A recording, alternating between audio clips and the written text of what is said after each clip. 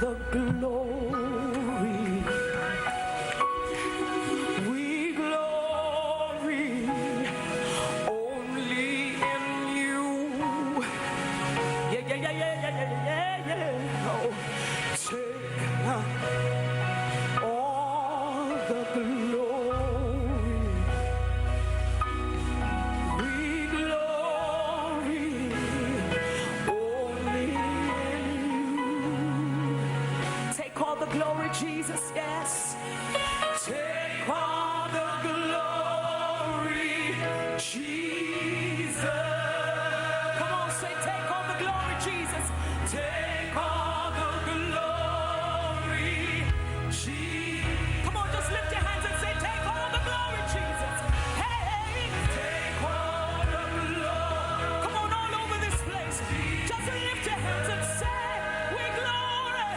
We glory. Only in you. Only in you. Say glory in you. Glory. All about you. All about. When we glory, Lord. When we glory. We glory.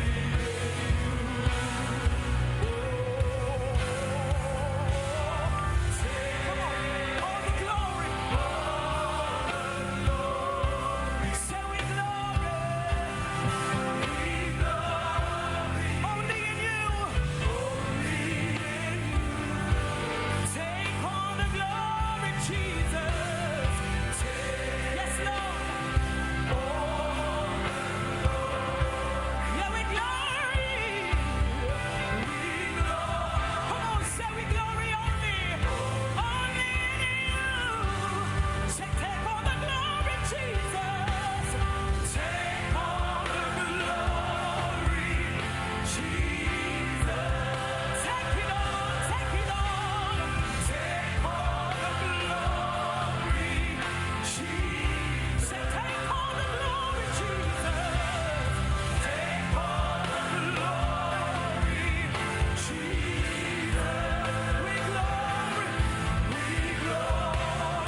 only you. Say the glory.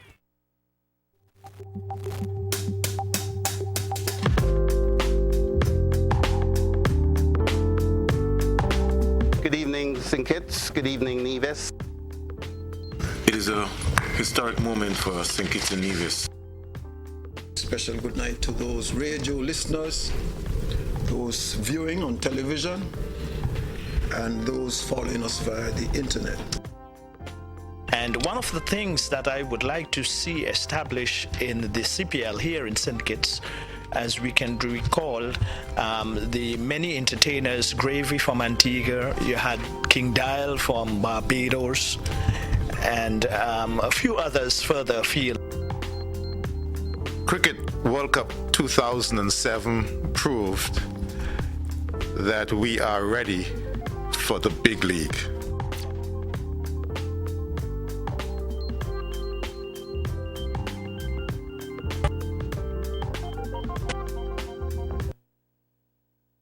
Edition of the Roundtable. I'm your host, Clement O'Garo, and I take this opportunity to acknowledge our sponsors, the St. Kitts Nevis Anguilla National Bank, National Caribbean Insurance, and Digital Security. Previously, any discussion involving gender in our federation spoke to majority of female issues.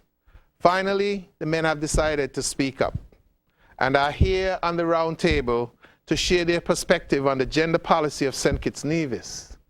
The brave soldiers tonight are Mr. Troy Watson, Gender Officer in the Department of Gender Affairs, Sam Marisho, Father and Advocate for Men's Issues, Naren Maynard, Child Care Officer in the Department of Probation and Child Protection Services, and Mr. Roosevelt Howe, who is a firefighter, a fire and rescue officer, and also a person with disability. The listening audience, of course, will get an opportunity to join us in this important discourse later on in the show, when we're going to ask you to call with your opinions or questions. First of all, though, what we're going to do is we're going to take a break, hear from our sponsors, and we're going to come back for this most important discussion from the brave soldiers here with me tonight, talking about the gender policy, a male perspective.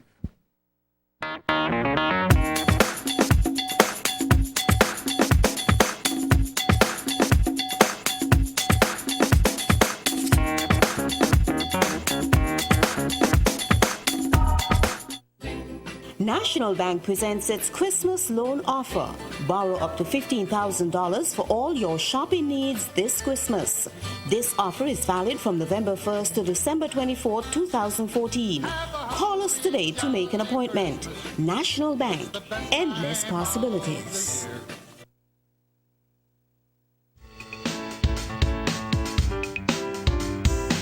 The knowledgeable, professional, and friendly staff of NCI help me find the solutions to secure my fleet of vehicles and, most importantly, my family. Let National make you and your family safe and secure.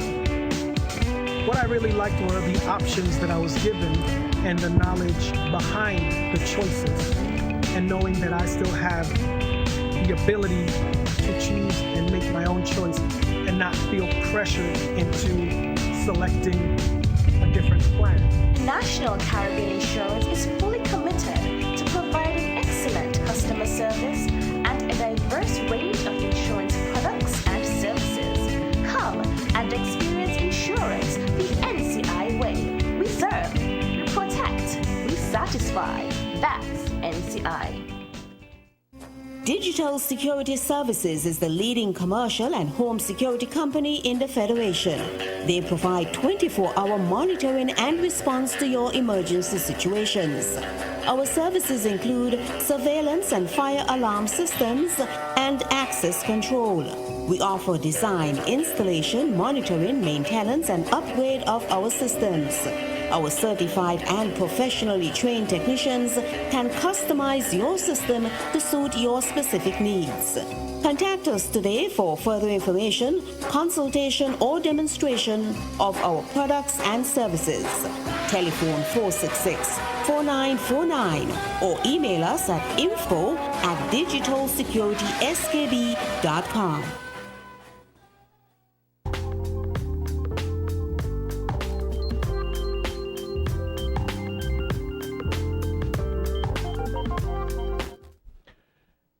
Development has been looked at from a feminist or gender perspective since the 1970s, with the advent of the International Women in Development movement, marked by the first UN Decade for Women, 1975 to 1985, and the parallel NGO movement.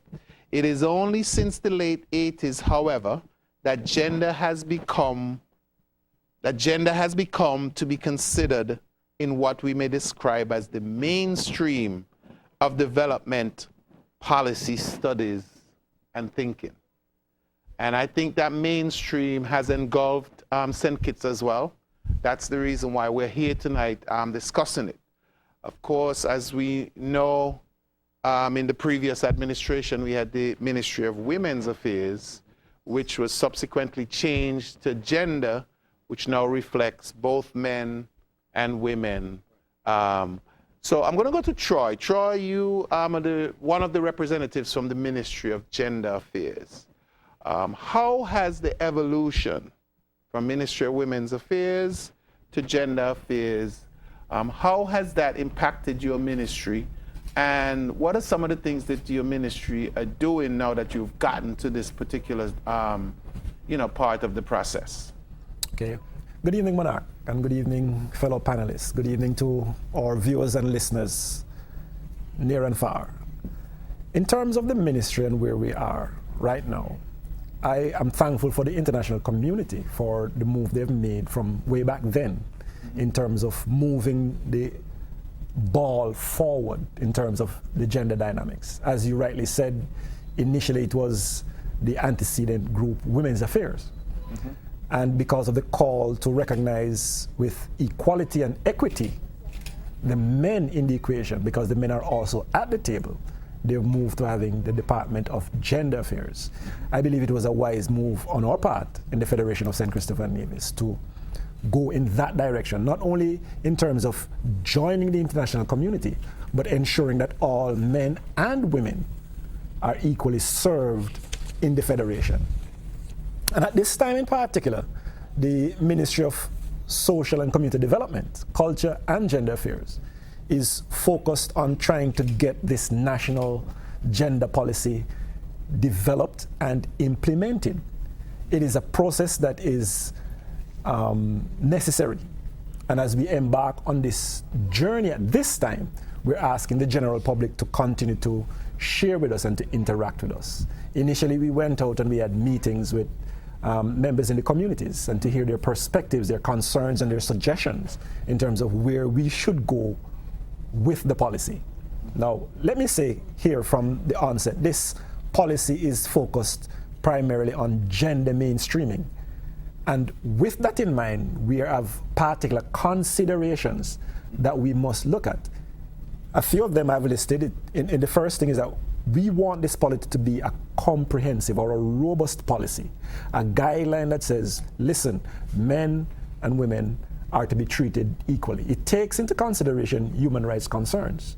And one of the things I have here as a note is that all persons are of intrinsic value and worth, and as such should be treated equally and with dignity, independent of their sex, their race, their color, ethnic background or origin, their creed, age, caste, geographical location, independent of their social situation or their context, independent of their religious or their political ideologies or affiliation, independent of their physical attributes, independent of their socioeconomic standing, even independent of their educational background. We believe that this policy is meant to be something that will treat people with dignity, men and women, independent of their mental capacity or their physiological makeup.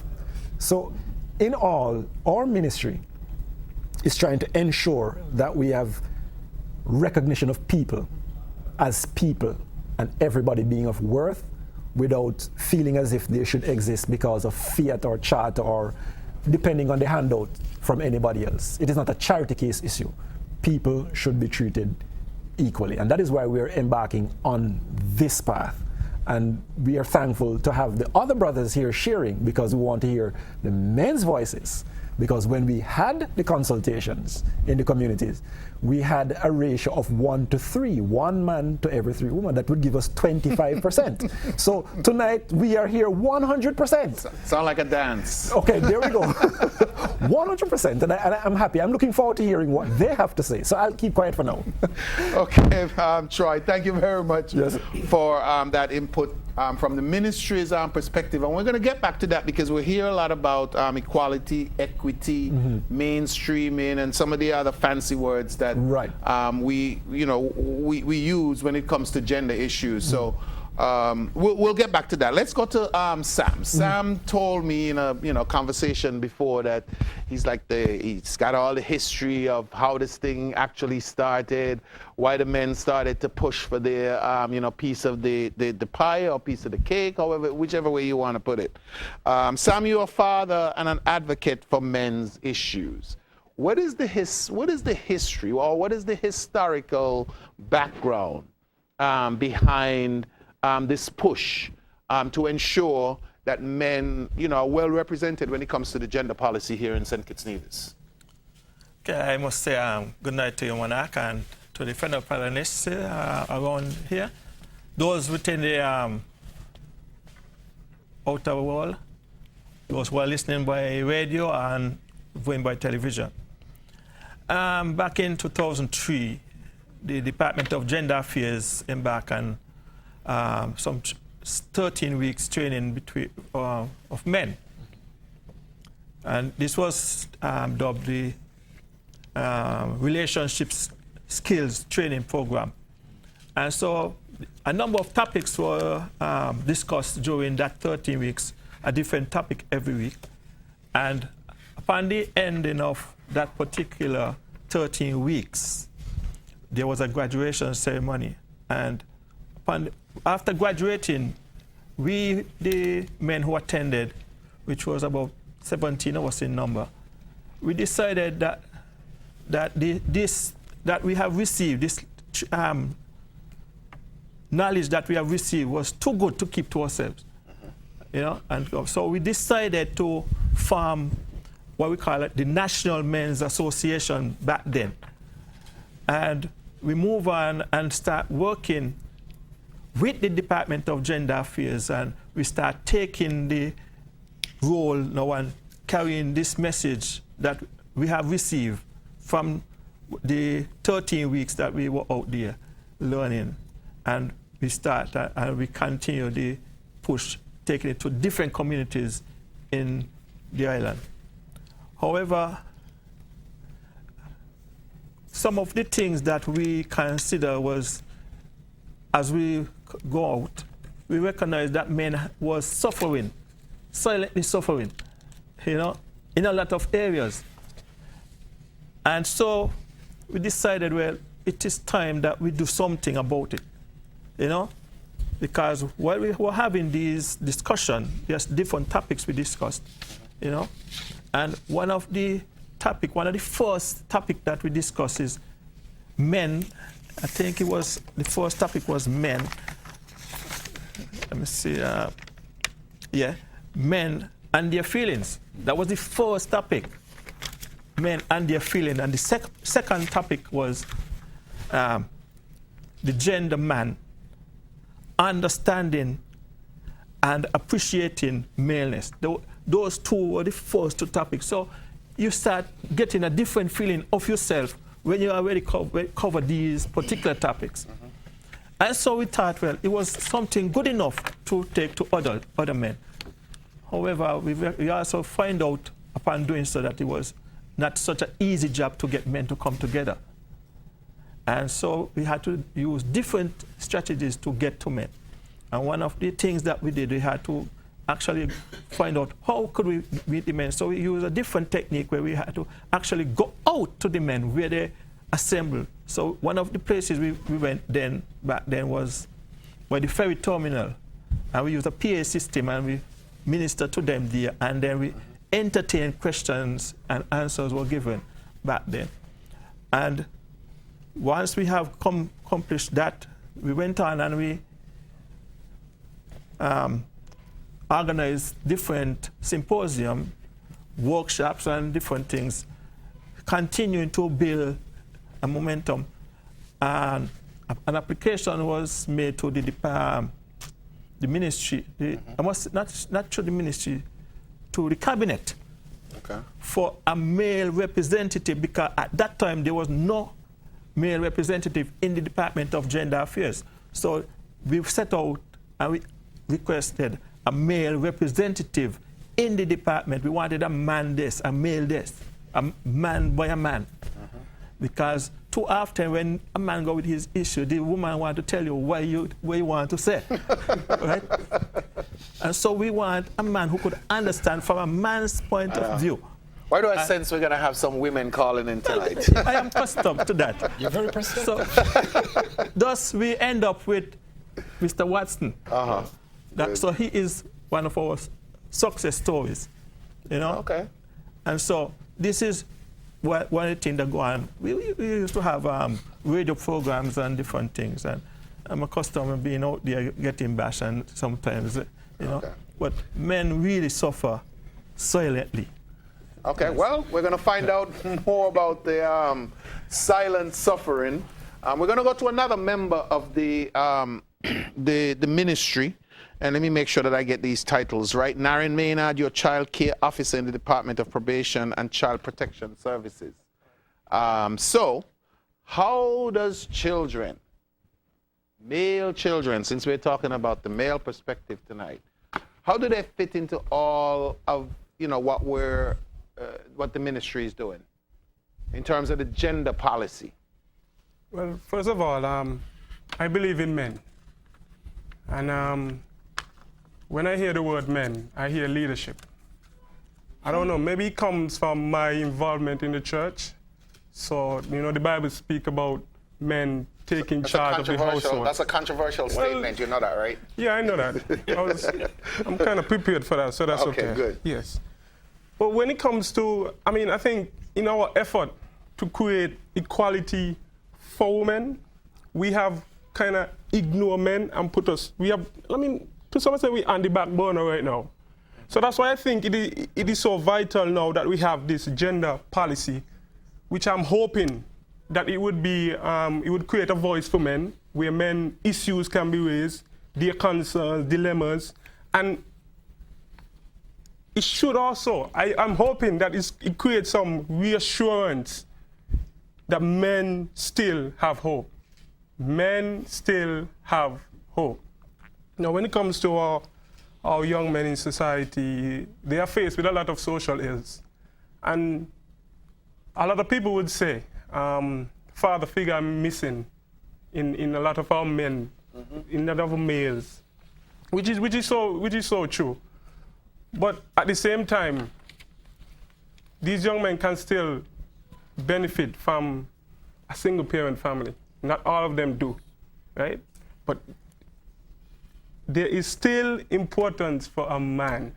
You know, we always say there's nothing like a mother's love, but there's also nothing like a father's love for his son or his daughters. And I think we have ignored men to some extent, not totally, but in our effort to create equality, young men has been put on the back burner. Our voice has not been heard, and I think it's time that we stepped out and their voice can be heard. So I'm grateful for this gender equality policy. I'm hoping that all our issues will be addressed as young men, relationship issues and all those things, and a lot of other issues that I'm sure that I will mention throughout the course of this program. So I'm looking forward for more discussion among ourselves as men, and I'm looking forward to the general public to call in and share their views and, you know, give us more insight so we can have a lovely discussion this evening. All right, thank you, Naren. And so our fourth panelist tonight, I don't know, let's see if you can stay away from controversy. But controversy is good sometimes. We want to make sure that, I mean, you know, we hear all the issues, you know, let them out so that we can, you know, help to, you know, move the process forward in terms of finalizing the gender policy. And we're going to probably find out when we're going to get there. Mr. Howe, or Roosevelt, as you prefer for me to call you, your father, fire and rescue officer, person with disability. How do you fit into this equation? How do you fit into the gender policy, whether it's based on any one of those three categories? I know persons with disabilities is a big thing. And so I don't know if that's where you want to start from. Mr. Garo and the fellow panelists, good night to everybody out there listening and watching. For me, it's just it needs to be equal. You know, it need to be, the playing field need to be level, because many times people with disability we get what you call discrimination against us, especially when it comes to work, to certain things that we want to do. You know. It is a tendency of people, or us, to say, oh, well, you can't do this, and I don't think you can handle that. I mean, we know our limits. We know what we could do from what we can do. So we won't put ourselves in something that we're not feasible with, we're not capable of handling, and that will damage us or destroy us. You know, I mean, I lost my hand since 1987. I was just 11 years.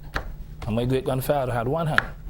So I know him before he passed, you know, and I guess it's because he had one hand and I was around him, you know. I grew up with the mentality that I could do everything. I mean, I learned to ride bike with one hand, I learned to swim with one hand, you know. Presently I do everything in the house, anything a woman could do in the house I could do. Wash, cook, clean, peel vegetables, clean fish, do everything. I mean, even at work, sometimes we go out on calls and like hang the hose, I perform certain duties, and sometimes I just sit back and say, I really did that. You know, because it's not there mentally that I am disabled, but it is there physically. You know, so I think I could share some good points, some good views here. Because there's a lot of other people out there who might be worse than me. I might not be as I am, as active as I am, but it's all about the mind. It's all about the strong spirit and how you accept yourself and how you accept life. Never say you can't do something unless you try it. So that's it for me from there. Okay. Troy, we're going to go back to you because I think a lot of focus is going to be on the ministry tonight. The term gender refers to the economic, social, and cultural attributes and opportunities associated with being male or female. In most societies, being a man or a woman is not simply a matter of different biological and physical characteristics.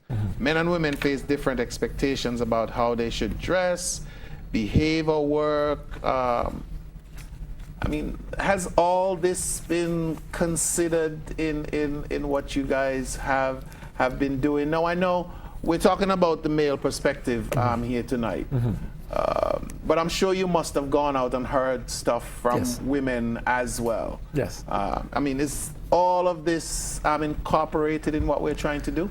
Okay, just to clear up some misconceptions. The first thing is that we need to recognize that there's a difference between sex and gender. How we define it from the ministry's perspective or international perspective is that sex is how you're born.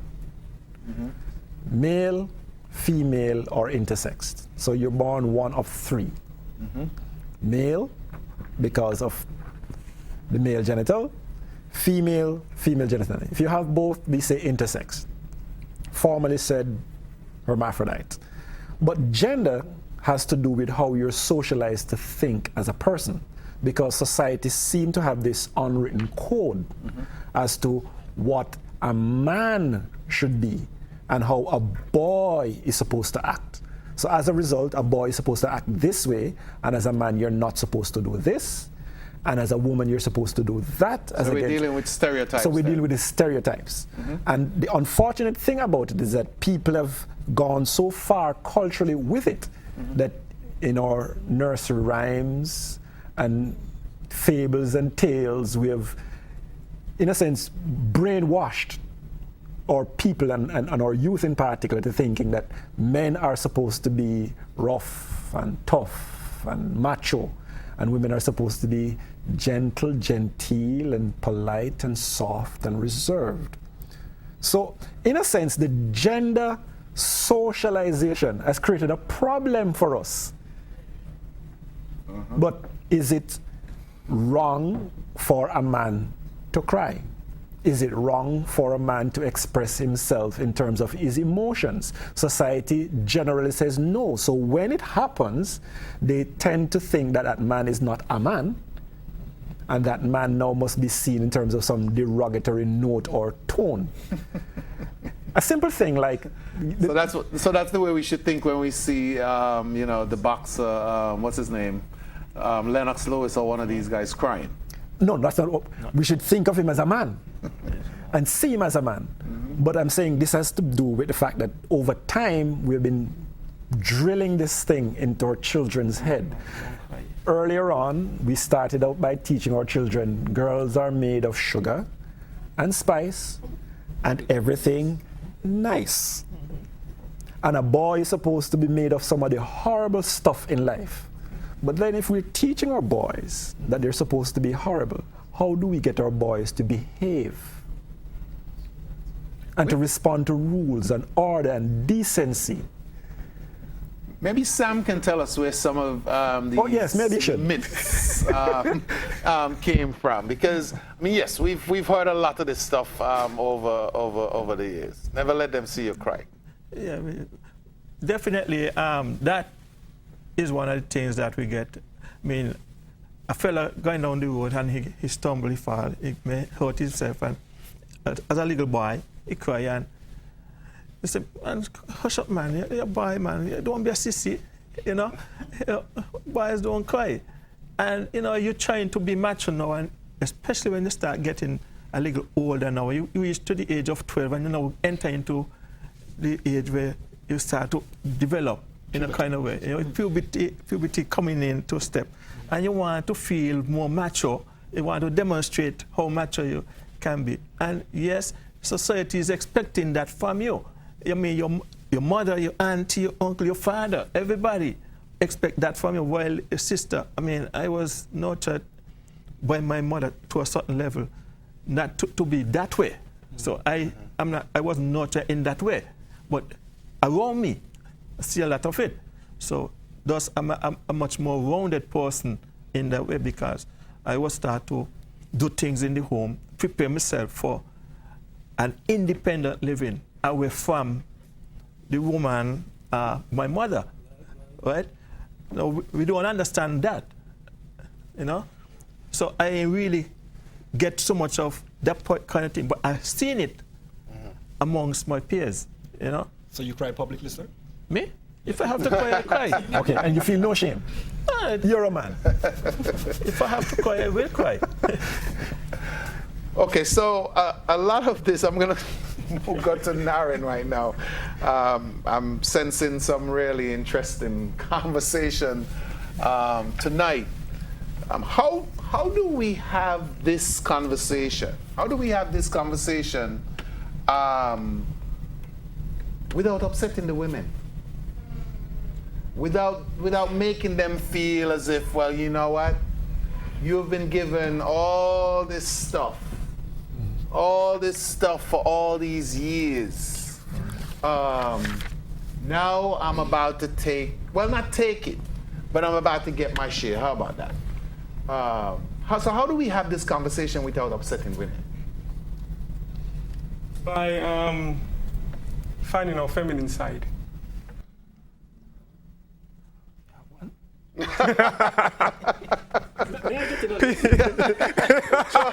Joy wants to get in. Okay. I'm trying to respond to your question first, and then to Naren afterwards. Okay.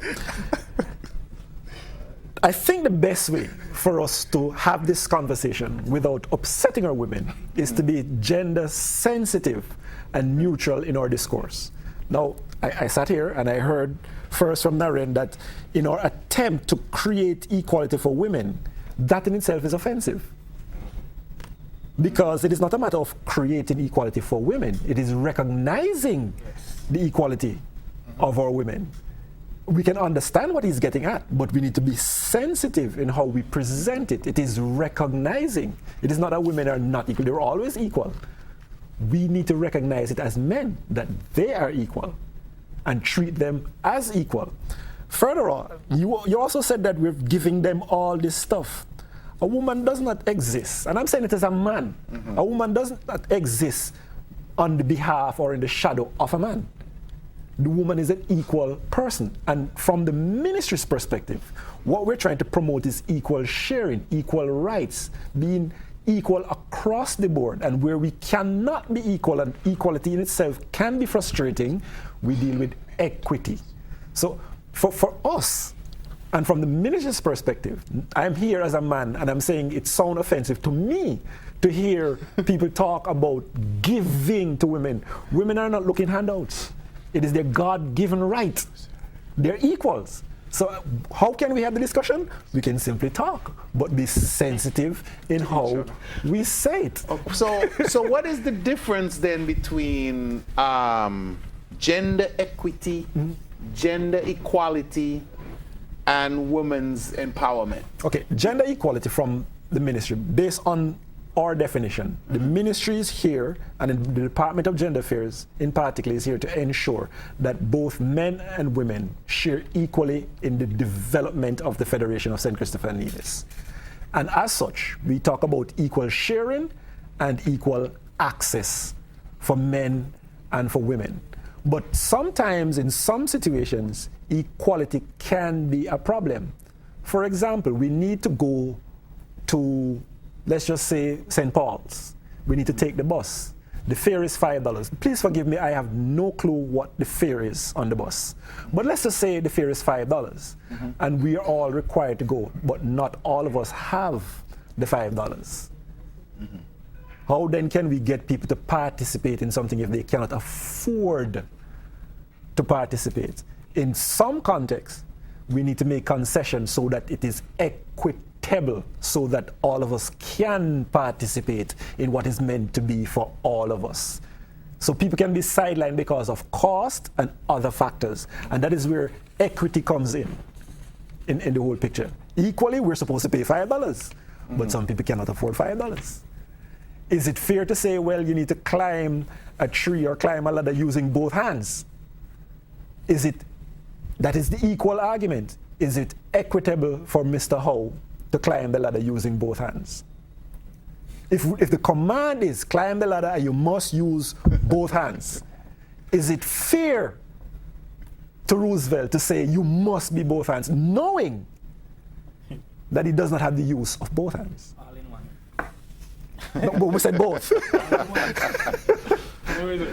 Yes, well, before you do that, Naren, and we can pick this up when we come back, but we're due to take a break now. We're going to hear from our sponsors, and Naren, after you speak when we come back, we're going to look at some of the stuff that came out of the discussions that were held throughout the island, basically with the topic of national gender policy, working towards equality and empowerment for all families.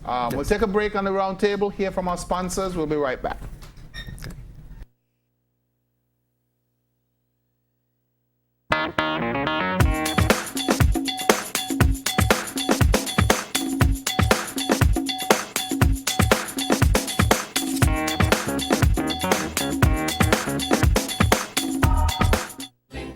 National Bank presents its Christmas loan offer. Borrow up to $15,000 for all your shopping needs this Christmas. This offer is valid from November 1st to December 24, 2014. Call us today to make an appointment. National Bank, endless possibilities.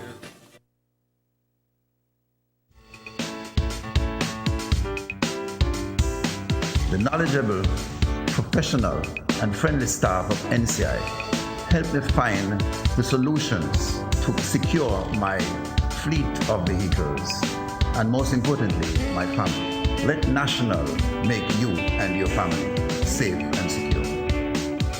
What I really liked were the options that I was given and the knowledge behind the choices, and knowing that I still have the ability to choose and make my own choice and not feel pressured into selecting a different plan. National Caribbean Insurance is fully committed to providing excellent customer service and a diverse range of insurance products and services. Come and experience insurance the NCI way. We serve, we protect, we satisfy. That's NCI. Digital Security Services is the leading commercial and home security company in the Federation. They provide 24-hour monitoring and response to your emergency situations. Our services include surveillance and fire alarm systems and access control. We offer design, installation, monitoring, maintenance, and upgrade of our systems. Our certified and professionally trained technicians can customize your system to suit your specific needs. Contact us today for further information, consultation, or demonstration of our products and services. Telephone 466-4949 or email us at info@digitalsecurityskb.com.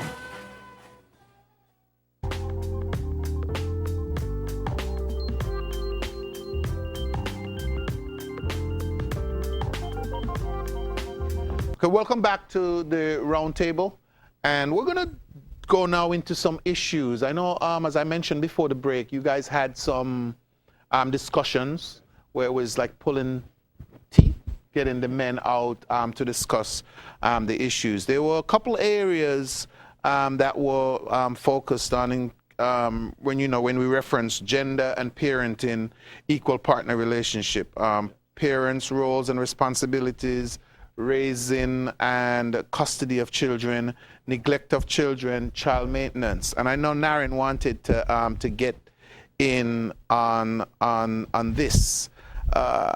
So let me just ask a straight up question. Does gender include child maintenance? Of course it does. Of course it does. Well, I'll let you go ahead and develop the point that you wanted to make prior to the break, because I know it was in reference to something similar. Well, it was basically in reference to maintenance, a father having to pay child support. Mm-hmm. One of the issues men has been raising, because I go to court. Part of my job, we go to court, and I see it happening in the court myself. When a father is not paying child support as ordered by the court, a warrant is issued to him and he's arrested. But on the flip side to that, when a man is not allowed access to his daughter or his son because the mother refuses to, a warrant is not issued to that mother, and the mother is not being arrested. So you see what I'm talking about when it comes to equality. But is it legal though? Is it legal for the woman to get a warrant? For access? Yes. No, it's not. It's not. So these are stuff that the gender policy will these are address? issues that are being raised, and these are things that men are looking at. Even in the court system, men are looking at these things, and these are things that we need to address. So I would bring that up. Another issue is that when it comes to access, let's say a man wants to spend time with his, let's say daughter, I'm going to use the daughter. Question I'm going to ask in terms of the sleeping arrangement for that daughter. If the father is sleeping on the same bed with the daughter, that is a problem. But it's not if the father is sleeping on the same bed as his daughter, it is a problem for the system. So in other words, we are stigmatizing men. We are creating men to be, in a sense, we are I don't want to use this word, but yes, this is a family. I will use stigmatized. I would say stigmatized. We are stigmatizing men, and I don't like it, and it bothers me too. When I see it happening in the system, it really bothers me, and I feel how some of these men are feeling when they come to court and they say they're not getting any justice, they're not getting satisfaction, and that sort of thing. So I feel for a lot of these men who are having difficulties with their children and spending time with these children, because the system is, to me, there's a bias in the system when it comes to that. And I guess that's what the gender policy is about to correct. I'm going to go to Mr. Howard Roosevelt, whichever way you. Yes. Well, this is something that I see happening for a long time, and it's something that bothers me, but I'm not in a position to do anything about it. I mean, you have parents. As you say, father and mother and children. Separation come. The mother sue the father for child support, right? Go to court, the judge ordered the father to pay $100 for child or whatever. But limit the father by seeing the children, okay, every other week you're allowed to spend 1 day with the child. Okay, and well, as I say, it never happened to me. But I believe that they play a lot on the father mind, because I have to be giving the money all the time. Plus, she's going to call me and tell me, well, the child need a boat, the child need a pair of shoes, out of what I'm giving her. And because I'm a good father, I still give her. But yet, I'm only allowed to see the child once every 2 weeks. For maybe the child come the Friday afternoon, the child have to be picked back up this Saturday evening. Okay? Now, why is it they don't say, the child stay here with you for a whole weekend, you're allowed to see the child anytime you want? I mean, if that happened, I believe more fathers who just willful neglect because they're not seeing the child would be better fathers. And the next thing will happen is that, okay, he might got a girlfriend. The mother gonna say, oh, man, like she, man, why she touch my child and this and that. So they limit the father with the child, limit the child.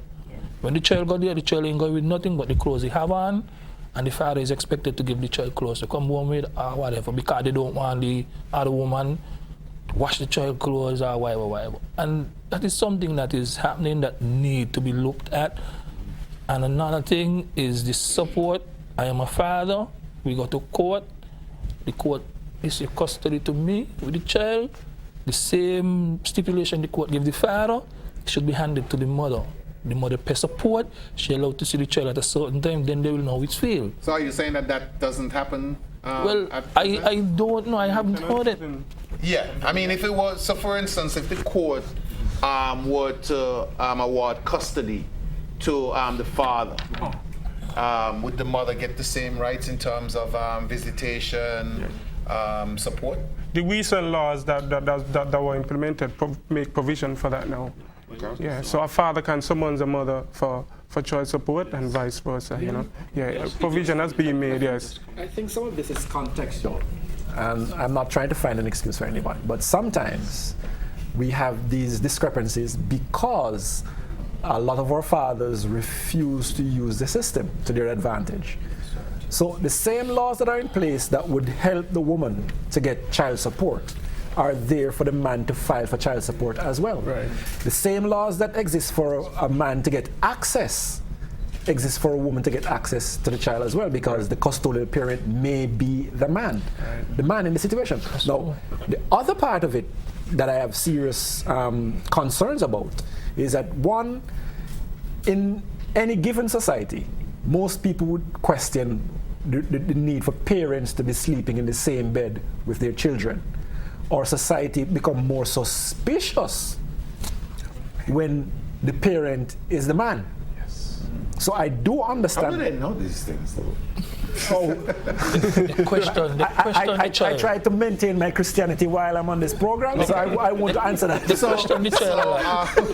Scratch that question, Mr. But we do know other people's business more than we know our own. That is true. That's a fact. That is true. But the fact also is that where you find these discrepancies, the gender policy will be focused on leveling the playing field. So we take the concerns, we note the concerns, and we are also calling foul on the behalf of the men who have been treated that way. But there are also other concerns.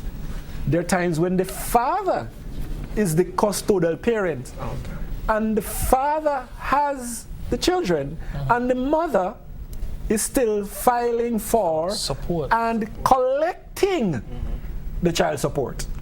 And this happens because some of our men are not aware of the recent laws, and some of our men can't be bothered to be a part of the court. So they will not file for certain things, but it can be done. And the gender policy is about equal sharing, power sharing, men, women, women, men relationship. Okay. Well, we have the lawyers with us on November 24th, hopefully, so we'll make sure that they can take their bite into it. We'll make sure that we note those questions so that we can hear from them. Sam, you wanted to jump in on this? In this matter with the child maintenance, I had an experience once with a father who called me, and I spent about almost 2 hours on the telephone with this man trying to console him. And it was all about this mother. He had the child living with him, and this mother is threatening him to take him to court for child maintenance. If it is child maintenance, should it not follow the child? True. Yes. I don't understand why it is that child maintenance must go to the mother. That means it's the woman maintenance, not the child. Because if my mother has my child living with her, then anybody to get the maintenance should be my mother. And that mother of the child should also give to my mother. So both father and mother are supposed to give to the grandmother. You know? But here is this woman, the child live with the man, and the man saying, "But I love my son, but I'm going to have to give him up because this woman take him, a big man crying to me." You know? And so I recognize that, and this is why the group that I'm part of, we start to get all these, and to all the men out there, you need to come together. Yep. We have to come together in order to get a ear. Nobody gonna listen to one man. You have to come together as a group. That is why the women are getting so much, because they come together. Right? They come together, so we have to come together as men. And this is why we formed the group, the National Men's Association. Passionate plea from Mr. Sam Marisha. Well, let's kind of continue along the same lines, but we're going to, turn the corner just a little bit. We're going to go back to you, Naren. What aspects of the policy, that's the gender policy, will address the negligence of parents? What aspect of the gender policy will address the negligence of parents? Would you like to address it? Well, you can add that part as well. Take for example the caring of the children who are home alone at night because the parents are working 2 or more jobs. Children are coming to school, without stuff to eat, in dirty clothes. How does the policy affect that? Well, I think laws are generally put in place to address most of these issues that you just mentioned, right? But I'm hoping also that some of the gender policy can address these issues as well. At some point, mention some. That's what you basically say. So I'm hoping that the gender can address these issues of children being neglected, parents working 2 jobs, and that sort of thing. I'm hoping that we address it. But the question is more like how can the gender policy address that? Well, Monarch, I want to jump in. Here's a concern. One, we do not have the policy. We're trying to shape the policy, and we're happy that we have the concerns before us. In terms of the legislation, it's there. The concern that I would have as a person, even before the policy is developed and implemented, is it necessarily the best situation for the child to be living with that parent? Can alternate arrangements be made in terms of the care for the child? Because yes, we have to work, but there's the big overarching factor of neglect of children and the children being left alone. Accidents happen, fire, anything. It can happen next door and creep into the house. It doesn't have to be something internal. The fact now is children were left at home alone. So in that situation, we would question the choice of the parent at that time, in that situation, for that evening, because other arrangements could be made. What we're trying to advocate with this policy is equal sharing. And it would call for that parent to make amends with the father or the mother to say, listen, yes, we don't necessarily get along. We're not living together, yes, but at the same time, I need to do this at this time. Can you supervise the children? Can you assist me by taking care of the children tonight? Now, the response may be, I am giving you child support money, so why should I help you out? You file for the children, keep them. Because I've seen it. But the fact is, we need to be mature adults and look out for the interests of our children. The policy is here to serve every person in spite of their age or their social situation and the context in which they are. So hopefully, this robust policy would address that as well. And in terms of, I know you said that the legislation is there. Yes. In terms of the policy, though, is there a time frame set out? Or you're going to discuss it until you probably come to... No. Well, we do have a time frame. We plan to move into 2015 with more vigorous action. We should get a consultant to come in. I would not want to mention that until it's approved. But we plan to have a consultant come in and to have a meeting with the various stakeholders, NGOs, everybody. It is for the benefit of the Federation. So we will have key persons representing the population to discuss with the consultants where we're going, what we can get done, what we can do, and we'll have a draft. Hopefully somewhere later down in next year, we can have a review of the draft, and hopefully by the end of the year, based on the proposed activities within the Department of Gender Affairs, we can have something done to say we can have a reading, looking, memorandum of understanding so that we can get this thing done. We need to get this thing done. It has been on the burner for ages. Sometimes we were busy with other things and we didn't see it, but now we're actively engaging people to get this thing done, and we want it done.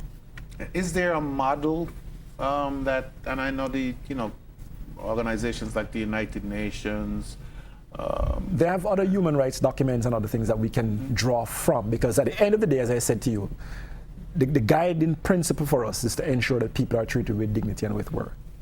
And men and women should be treated as such. And whatever the situation is, we can look at it, contextualize it, and address it as an issue so that nobody feels as if there is some disservice done to them in any way, shape, or form.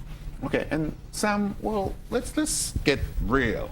What are some of the things that you expect to change for men when this policy, comes into effect?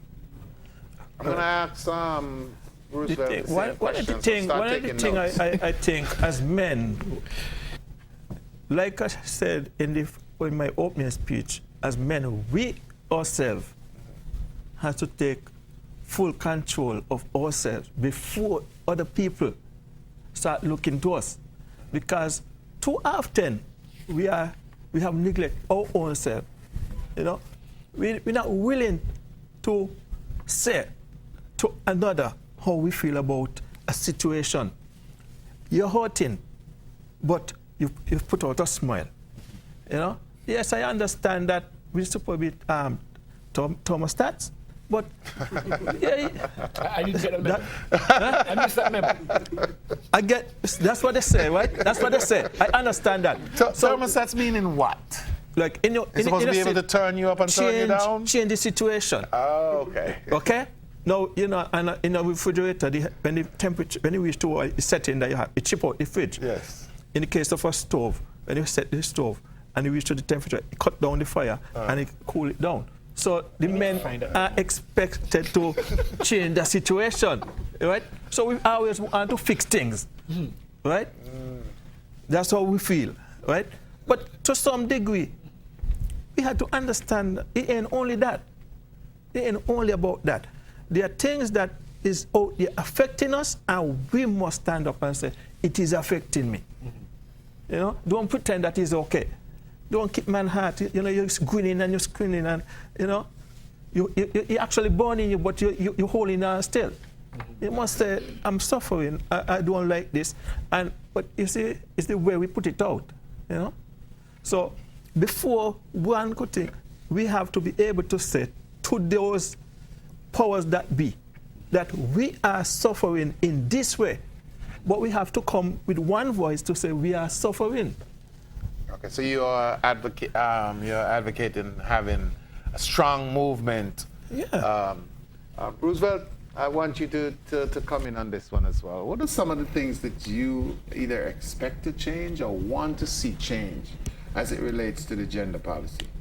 Well, as I said earlier, we need a level playing field with everything. I mean, women have a lot of representation when it comes to gender. You have your International Women's Day, whatever, and thing. The men need the same stuff. We're getting to that. Right? We need the same stuff. Because, for instance... So why can't it be like an International Gender Day, featuring both men and women, as opposed to having a separate... and I don't know, but go ahead, I'll let you continue. Because, as I was saying, for instance, I have a cousin with the same child support situation. He went to court, okay, and had to prove that the child is his. So they had to do a DNA. He had to pay the money for the DNA, right? The results come back, the child is not his. He did not get back his money. Okay? He did not get back his money. You were supposed to get it back? Exactly. Understand? So that is where equality come in. If it is that the woman have to prove the child is the man's own, she pay the money. If the man want to prove that the child is his, he pay the money. Interesting concepts. I've never heard of that one. In most cases, I think the court would order that the woman pays the man. At least that's what I've heard of. He didn't get it back. That's very unfortunate. He said he didn't worry about it because he don't get the result anyone. Okay, but I want to piggyback on something. In terms of International Women's Day and International Men's Day, we do have International Men's Day. International Men's Day is coming up on the 19th of November. In fact, the reason for having this all-male panel is in recognition of the fact that we have a day, and as men, we want our perspectives to be heard. So is it like Father's Day, though? No, it is nothing like Father's Day. Compared to Mother's Day. Yes. Well, I'm talking about the comparison. In a sense, yes. Because what we need to recognize as well is that most of the international bodies, in terms of sponsorship, sponsor women's activities. And there's a UN group, UN Women. It had to get to a point where actually it's UN Women who were sponsoring some men activities, because UN Women realized the need for the men to be on board with certain things in terms of the Champions for Change and other programs they've done, and they've been training trainers so that men can be advocates and be persons who mount or put on positive male peer pressure on other men in terms of their behavior and the treatment of women and girls. But as we celebrate International Men's Day, while we're on that note, we had a wonderful session today because we started our activities today. And we went over to Contact to talk about men's health. And we were administering tests. We were partnering with the Ministry of Health through Dr. Walwyn Brown and Nurse Eunice Brown. The two persons sharing with us today were Nurse Simonetta Phillip and Nurse Assistant Veronica Martin, and they did an excellent job. We had 38 men participating in the health check today. We're testing for blood sugar and blood pressure. 36 of those men work at Contact. 2 were visiting, but while they're there, we grabbed them. So we did testings today for men, and they participated. And I think we had a wonderful, we continue tomorrow at other places. I won't call names. We know where we're going, but I don't want to call. I'm just saying we went to Contact today. We're visiting the workplaces with the high concentration of men, where most of the employees are men. Are you guys coming to ZIZ as well? I'm not aware that ZIZ that's a simple. That's a high concentration of men. But one more thing before you come in, Roosevelt. In terms of International Men's Day, men's concerns and women's concerns are different. Yep. So to come to say we have a gender day can create some of a confusion. So the best thing is men have the time to recognize themselves and to voice their concerns. And the theme for International Men's Day worldwide this year is working together to help men and boys. Working to help men and boys tap into who they are and recognizing their worth and dignity. Helping men and boys to deal with the discrimination against men. Oftentimes we talk about the violence meted out towards women, but we also need to recognize that men meet violence as well, and a lot of discrimination. And when we talk about equality, in as much as we talk about recognizing the equality of women, we need to have a strong representation of people talking about the equality of our men, because men seemingly have been marginalized and put a bit lower on the food chain in comparison to our women. If you look at activities, when it's Mother's Day, everything is out there. International Women's Day, everything is out there. Police, fire, ambulance, everybody, they're out there. Every store is laden with some item for a mother. When it's Father's Day, nothing moves. Only the breweries. Possibly the breweries. And that in itself is a sad case. Yes. It's a sad case if we think that men are just some bare belly men.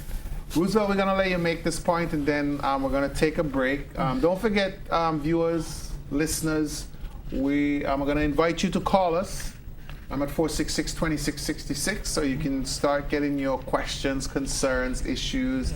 I know there's a lot of, stuff that was thrown up in the air tonight, so we need to make sure that we're, getting you involved as well. Roosevelt, you had something to say in relation to Troy. Yeah, I was going to put a piece there on what he said about the health check.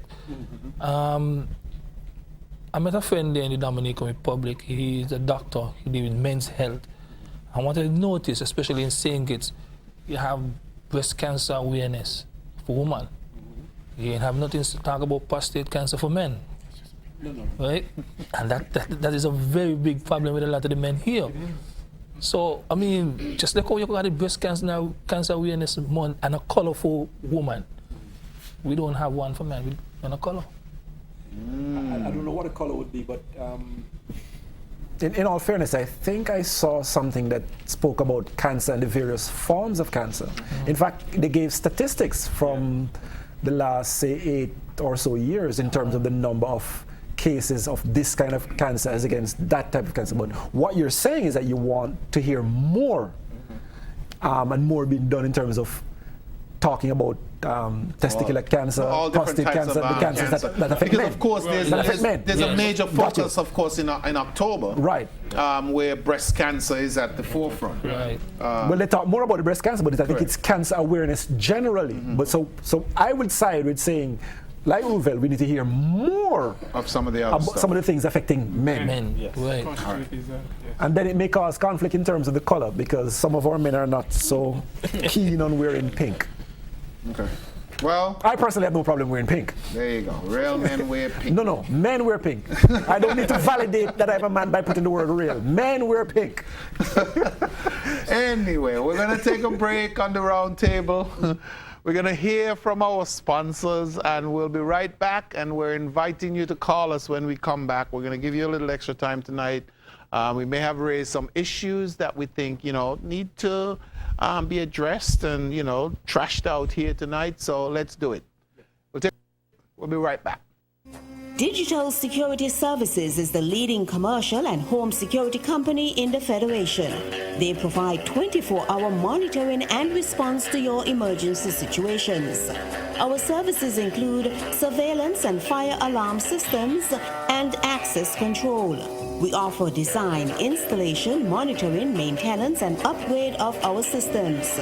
Our certified and professionally trained technicians can customize your system to suit your specific needs. Contact us today for further information, consultation, or demonstration of our products and services.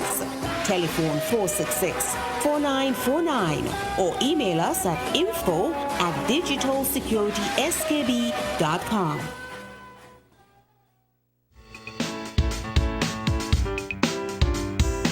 The knowledgeable, professional, and friendly staff of NCI help me find the solutions to secure my fleet of vehicles and, most importantly, my family. Let National make you and your family safe and secure. What I really liked were the options that I was given and the knowledge behind the choices, and knowing that I still have the ability to choose and make my own choice and not feel pressured into selecting a different plan. National Caribbean Insurance is fully committed to providing excellent customer service and a diverse range of insurance products and services. Come and experience insurance the NCI way. We serve, we protect, we satisfy. That's NCI. National Bank presents its Christmas loan offer. Borrow up to $15,000 for all your shopping needs this Christmas. This offer is valid from November 1st to December 24, 2014. Call us today to make an appointment. National Bank, endless possibilities.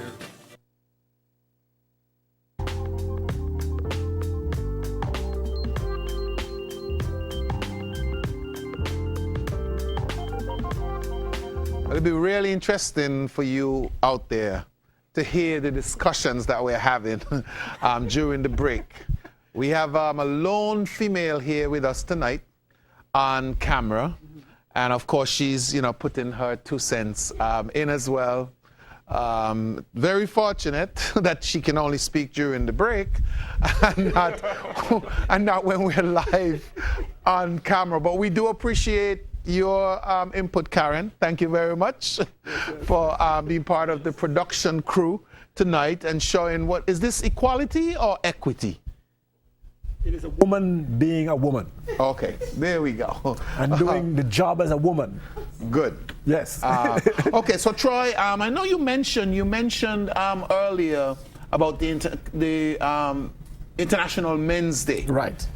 What are some of the activities that your ministry have planned for stuff like this? Okay, Monarch, to you and to the panelists and to the entire Federation, we're inviting you to participate with us. Now, this week, what we're doing, as I said, is that we're going out to do health checks. Mm-hmm. On Sunday, we'll be worshiping with the Moravian community at the Zion Moravian Church. The service begins at 9, and this is in observance of International Men's Day and also Universal Children's Day. International Men's Day is on the 19th. and International Universal Children's Day is on the 20th. So both departments, the Department of Gender Affairs and the Department of Probation and Child Protection Services, will be worshiping at the Zion Moravian Church and will be participating. The Minister, Marcella Liebert, Honorable Minister Liebert, will be there with us as well, and other representatives from the ministry, and we're inviting you to participate as we share with the Moravian faith community. So that is then.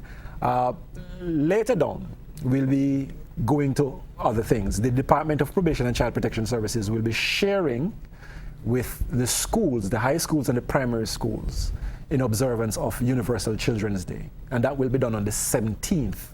So both departments will be going around to the schools to share with them on that. We're also partnering as two departments in the ministry with an activity on Friday where we have a march, a parade. We'll be moving from the community center on Victoria Road as a single unit, having banners promoting nonviolence and promoting the welfare of children and things relating to men as well. That begins at 3 in the afternoon on Friday the 21st. And we'll move down to the Bay Road, the Treasure Apron, where there will be a stage erected, and we'll be having a street theater presentation. And we're inviting the general public, it is free of cost, to come and to participate with us in our march and in the theatrical presentation that will be done there on the bayfront. And we'll have guest artists performing a few items here and there, but we'll have a wonderful production there on the Bay Road by Mr. Tatum and his crew. And we'll have MC EK and Ronnie Rascal will be the mix master for it. So we're inviting, come and participate. And we want our men to come out and to show solidarity from Men's Issue. Please do come and support both departments as we try to unify and promote this at this time. We are working together, and we believe that we need to work together to address men's issues, men's concerns, as well as children's issues. And we're thankful that we can do this, and we're asking you just to support us at this time. Okay, interesting. And of course, you can listen to ZIZ 96.1. You can go on our website, www.zizonline.com, or Channel 5 on local TV to actually get more information as the time approaches for the International Men's Day. Now, I'm going to go back. I think, you know, we were mentioning some of the stuff earlier. Let's look at the economics. And one of the questions that always come up when we deal with economics and gender is equal work, or equal pay, I should say, for equal work. Roosevelt, you kind of hinted towards some of the stuff that you know, women are getting that men don't get. But this is one issue that we always hear from the women. So I'm going to let you give me your perspective on it, and any one of you guys can jump in on this as to how it relates to our topic tonight. Right. Well, for instance, you have two parents live in one home. Most of the time, the man is the breadwinner, brings in the most money. So he now use most of his money to do the maintenance of the home, buy the food, pay the bills, pay for the home, whatever. And the woman tends to save more money than the man. Okay? Sometimes you find like maybe the woman make more money than the man, but yet the man still have to give her money at the end of the month, at the end of the week. You understand? Which in the money supposed to put together, you share the money. You know, you say, okay, I put $100, you put $100, this for food. I'm going to take care of the cable and the water, you take care of the electricity, but most of the time the man deal with electricity because, you know, sometimes it goes up, sometimes it comes down. Just before you get in, though, we did invite the callers to join us, and we do have a call online. Caller, welcome to the round table. Good night. Good night. Yeah, can you step away? Can you step away from the television or your computer or your radio, so that we don't get that feedback? Sounds better now. Go ahead, please. I'm going to take up Mr. Howard and his approach about first grade cancer and everything. I know in Keon, we have a men clinic every second Tuesday. And I don't know if any men does go. But men don't like to go doctor. That's true. Men like to do their own doctor in at home. I had that problem with my children's father. But anyhow, on the other conversations, I tend to agree with you all because a lot of men don't get a lot of knocked. And on the other hand of it, we as parents, sometimes we let our sons lay back, relax, don't do anything, and our daughters have to do everything at home. So when they come man, they still depend on women to do everything. And that's really they get a lot of knocked too. So I am here watching and listening, and I'm enjoying it. But men don't like to, in general, men don't like to go doctor. All right, well, thank you very much for your contribution. And continue watching and listening. We got another call. Welcome to the Roundtable Caller. Yes, good evening. Good evening. As one of your panelists, I think made mention of some matter I think they had where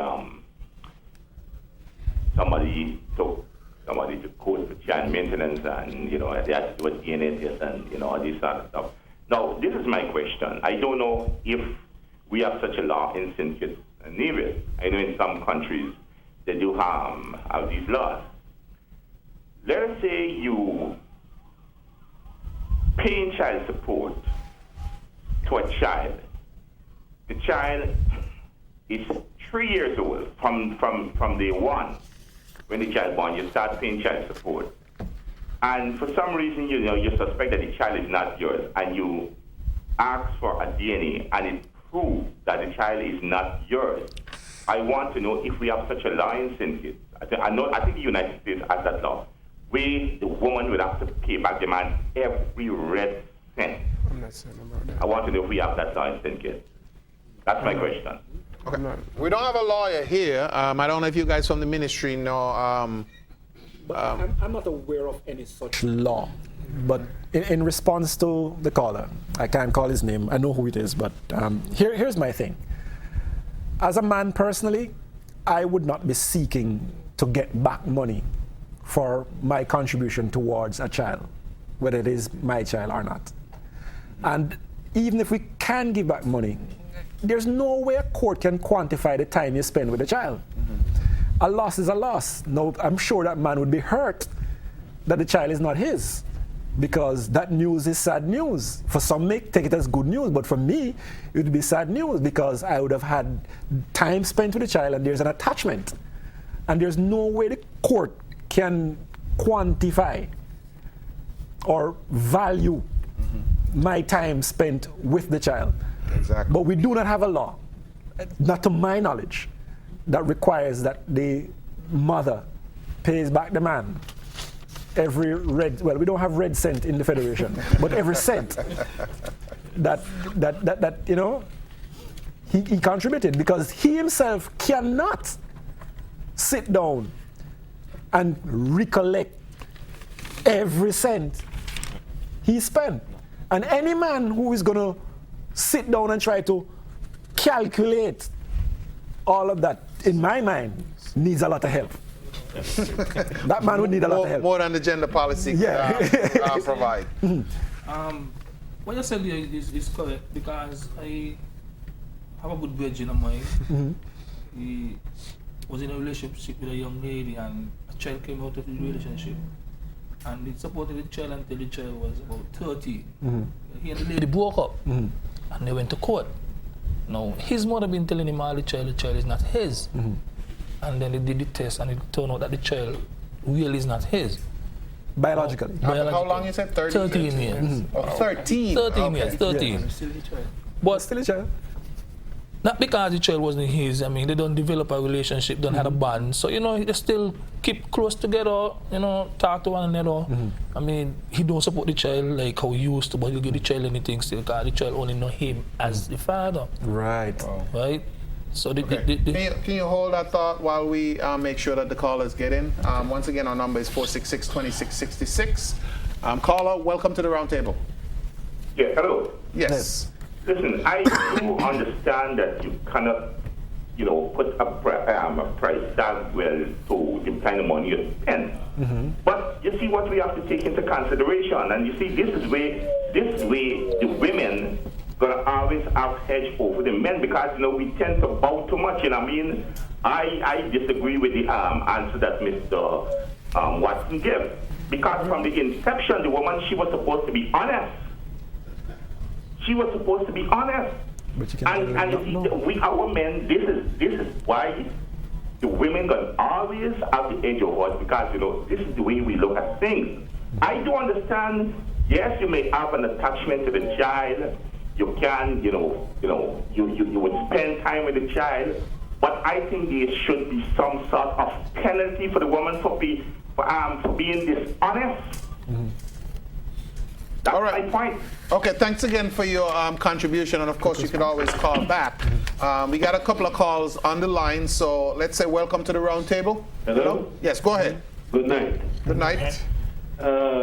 With respect to that caller there, with respect to the mother, now remember, if I have a child, if the mother told me that I have a child with her, and she has not taken me to court for the court to say, I am the father, and I am supporting that child for even 10 years, and later I decide to challenge it and find out it's not my child. She never once told me it is my child, for the law does not say that. If she is my wife, then automatically, if she has a child, it is mine. And if later I challenge it and prove that it is not mine, then I could call for compensation, because at that time I automatically become the father because we are married. But if we are not married and we are together, and she said, hey, it is your child, and later I challenge it and it's not my child, I can't claim for what I have given her, because the law at that point didn't say it was my child. If she did took me to court, and the court gave the child to me, and later I decide to take her back to court and ask for a DNA test, and the DNA proven that it is not my child, then I can claim for what I have given her before, because the court now has made an order for me to support that child. And I then challenge it and learn to know that it's not my child, then I can ask back for my money. Thank you very much. Thank you very much for your contribution. Have a good evening as well. We do have another call on the line. Caller, go ahead. Go ahead, caller. Welcome to the round table. Caller, are you there? Okay. Yes, we're hearing you. Go ahead. Okay, well, apparently that caller is either listening to her TV or internet. Callers, what we want you to do is to turn everything off when you call us and listen to the phone. You'd hear everything that we're saying on the phone. If you don't, then you're going to get this delay, and it's not going to sound right. Do we have another call? Okay, so we're going to go back. I don't want to start before we take this call. So let's go ahead and take this call. Good evening, caller. Welcome. Good evening. Yes. Yes. I'm just calling with a little input. So I've been around the court, and some men, unless the woman don't summons them, they don't get nothing for their children. So that is why it's always an issue in the court, because unless they don't summons and take them to court, they say the court have to decide how much, and I always tell them that shouldn't have to be you. You don't have to let the court decide how much you should give your child a week and when you should see your child. So sometimes the men are to blame themselves, okay? And also some of the women are also to be blamed, okay? All right. So, yes. So there's enough blame to go around for both men and women in this situation. I mean, I could never understand though why. I mean, you take the man to court for child support, and they put the man in jail. But how does the child get support? I think they should send him out to work, and take the money and give it to the child. Even though when he goes to jail and he comes back out, the money is still there to be paid. Exactly. So that doesn't. So he's it not doesn't- working because he's locked, so the money is still there. But I'm not a lawyer. I mean, it doesn't really make a lot of sense. I know, though. It means that we need to propose alternative ways in terms of getting the money out of the person, not just our men, out of the person. Correct. Yes. I would like to see the day when a man takes a woman to court and she cannot pay. What would happen? Okay. I'd love to see. jail. We'll find out after this call. Caller, welcome. Okay, so we lost that one. Do we have another one? Caller, welcome. Hello, caller? Hello. Yes, go ahead. We're hearing you. Yeah. I have a question here. Right? If a man sick, do he have still to pay maintenance to a child even though he's sick and he have doctors report that he's sick? You're talking about in terms of whether somebody's sick enough not to be able to work? If a man have sick, take sick, they pay maintenance, and then he took sick, right? And he's taken to court. Is it right that he still have to maintain this child with this amount of money and he have other children still behind to support? Well, okay, we understand your question. I don't know if we're the right people to answer that. But Troy, maybe you have an answer for that. Well, I am not the you know lawyer what? on this, but can you take notes on this? What we're going to do? We have a couple more calls. Let's go ahead and get the callers in, and then we can all address them once we're we get ready to wrap up. Caller, welcome. Yes, good evening. Good evening. Oh, it's a good topic. I had long to hear about that kind of topic. Now, if you and a woman get together and you get two children, but you know they are the right father, and for whatever reason you broke up, so one have one and one have the other. Well, I would say what they generally do, the law. I don't agree with the law with this. Now the woman have one and the man have one, but the man must still support the one with the mother. But I would say really, if they say you must give the mother $100, so that you have yours to see to, and maybe other children are you have your own responsibility. I would say don't give the 100, give 50. You know what I mean? And then they lock you up. This is feedback. Not the 100. That's not fair. Okay, and we understand your point, caller. Yes, thank you very much for calling. Yes, and I'm glad for the program because for a long time I've been hearing that and it's not right. So I'm glad tonight that I can say what I have to say. Thank you. Thank you. Caller, welcome. Hello, caller? Hello? Yes, go ahead. We're hearing you. Taking the man to court sometimes is the only way you can get maintenance for your children. Because the men, they work and they don't want to give you anything at all for your children. And they expect you alone to work for the child. And they take the money and do whatever else they want to do. So I don't vex with women who seek the court assistance to get maintenance for their children. Thank you. And that's what the courts are there for. I mean, to make judgments on stuff like this. Thank you very much for your point of view. Caller, welcome to the round table. Hello, good night. Good evening. Yes. Regarding the family discussion tonight, first of all, I find that there is a bias in the system. Because in criminal activities, I find that a woman will commit the same crime as men do, and they only serve a fraction of the time in prison. That is to start with. Right? Men, you are talking about this International Men's Day, and I don't like to hear the word international. Why can't we do it at the local level? Why not lead and stop follow? Right? The problem there, as the scripture says, men surrender your authority not unto a woman. That is where women gone wrong.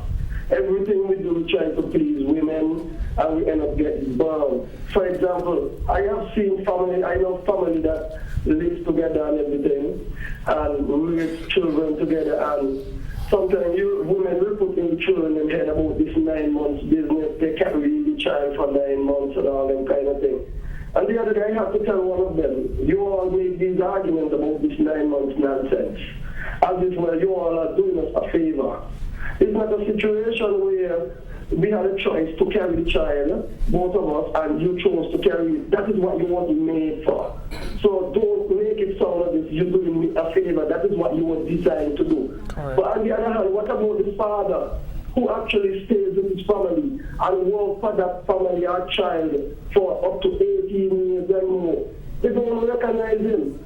When you're talking about you want more representation in among men problems and stuff like that, we can't depend on women today. We got to do it for ourselves. Look at our judicial system today.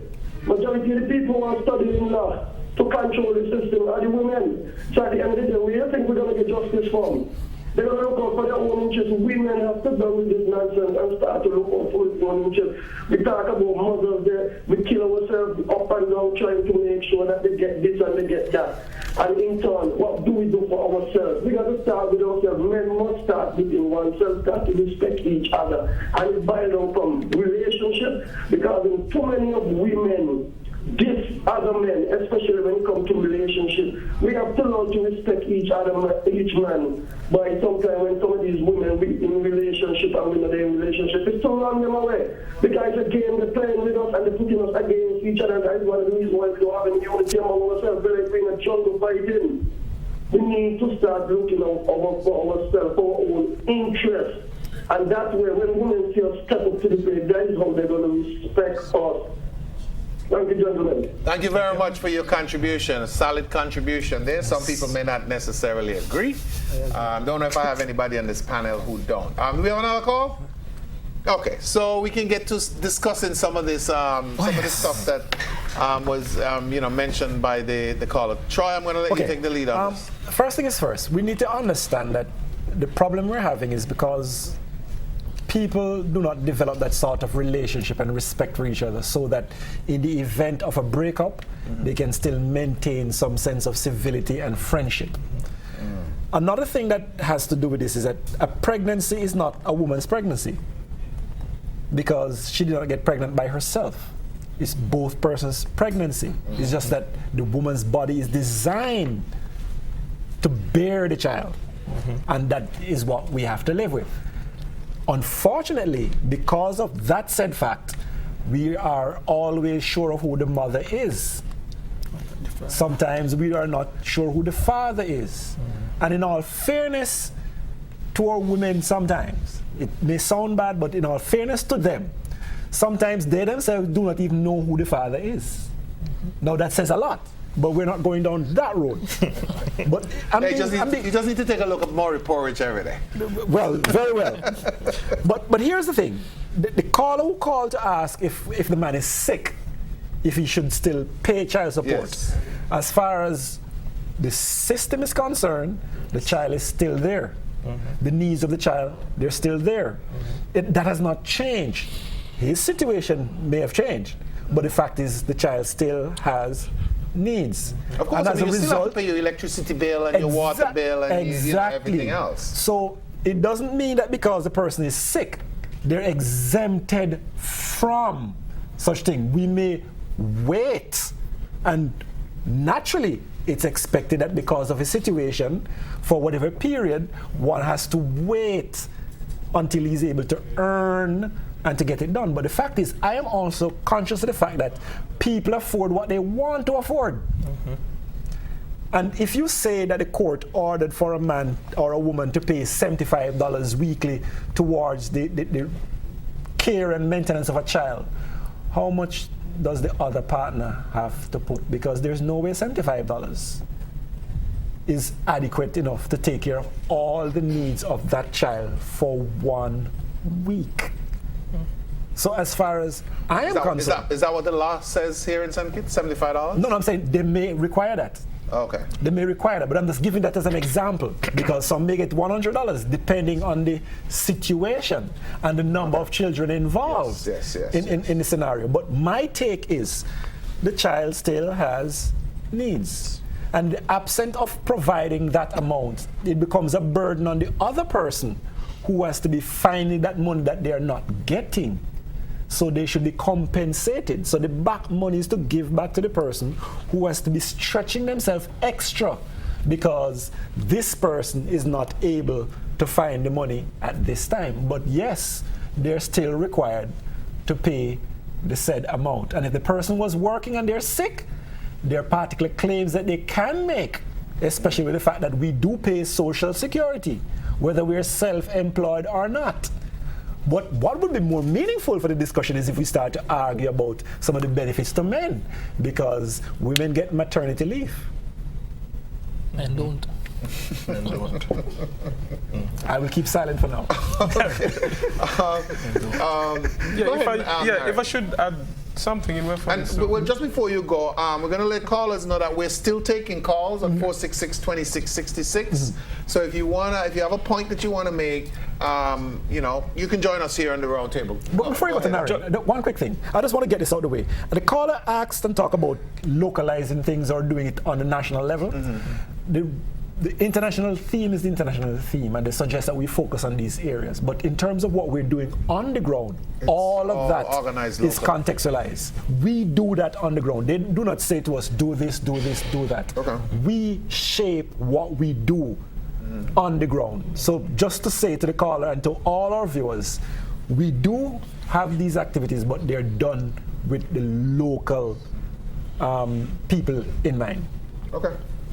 Just to shed some clarity of what happened in the court when it comes to maintenance. After a father have accepted paternity of a child, the magistrate would normally ask him how much can he pay towards the maintenance of the child, and then he would say whether 100, how much ever, and then she would ask the mother if she wants that or more, or whatever the case. If the mother doesn't agree, then the magistrate then would do an assessment in terms of their income and their expenditure, both parents, and then she would come to a conclusion in terms of how much money the father should pay. Another thing, in terms of the issue that was raised about a man who health condition and not be able to pay. I've seen situations where the magistrate would suspend the order for the period of time where the doctor paper was given to when the man can go back out to work again, and then he can start. I've seen it happen. That I've seen happen in the court. Another thing that was raised is I think it's my beloved friend here has had raised it in terms of men have to pay the woman money in the household. I think men is a little bit to blame for that. I think in our effort to wanting to please women, we give them a stipend. We give them maybe, I don't know, maybe $600 a month or whatever it is. We train women, yes, I think we have trained women in that regard. There are some women who are expected to get a stipend from the boyfriend or whatever the case may be. Every month, every time you get paid, they're expected to get. I heard women talk about this, even in the office, I heard women talk about it, getting a stipend from the boyfriend every month. They have been trained this way, and I think men are helping training them this way by giving them everything they ask for, we give them. Well, let's see, with that, it's not really the issue to me, but my point on that was, if the man working for $400 a week, and the woman working for $700 a week, the man still have to give the woman money. Why do you think that is so, sir? That's what I'm saying. Yeah. Why do you think that is so? Well, I really can't say. But I mean, my take. The woman like to say, oh, you ain't put down the money on the table to buy food. Right. But my take is that we've been cultured to think that the man must be the breadwinner. Yeah. But that is not. How do you qualify who is the breadwinner? Now, fortunately for me, I have a wife who makes more money than I do. So you fall in the bracket? No, so I don't fall. So my wife is the breadwinner. And I am not ashamed. I also am a man who is proud to say that my wife and I have never had separate accounts. So all the money going one place, and we pay everything from it. See, that's the reason why they have you spearheading the gender policy. Anyway, we're gonna take a break. We're gonna take a break, and we'll be right back. And don't forget that callers, you can continue to join us until at least for another 10 minutes or so, if you have a point that you want to make. But we'll continue our discourse here. we're going to say thanks again to our sponsors, St. Kitts Nevis Anguilla National Bank, the National Caribbean Insurance, and of course Digital Security, and also to Brimstone Hill, who's coming on as a future sponsor for the roundtable. We'll be back in a few. On Saturday, November 15th at 8 p.m., live from Carnival City, it's the 2014 Zellers and Live Competition Superstar 10th Anniversary Finals. Witness the top 6 contestants, plus the defending champion, Kiana Hobson, to battle to become the 2014 10th Anniversary Competition Superstar. 2 rounds of intense competition, a group song featuring all 7 contestants, and our fabulous judges will entertain us with a group song to commemorate this milestone. Then the event moves into overdrive with performances from our very own Infamous. Everybody know ain't no place like home. Me no know about you, but me love think it's bad. Me no know what them a talk about when them say think it's mad. And out of Antigua, Onion.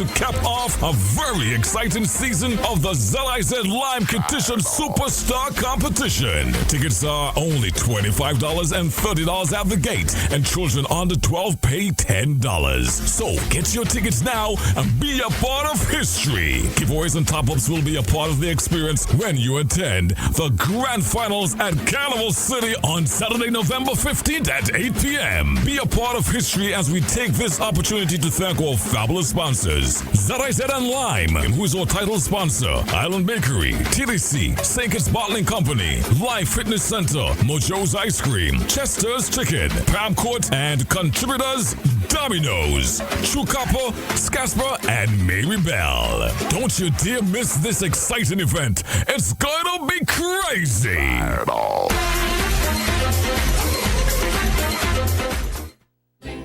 National Bank presents its Christmas loan offer. Borrow up to $15,000 for all your shopping needs this Christmas.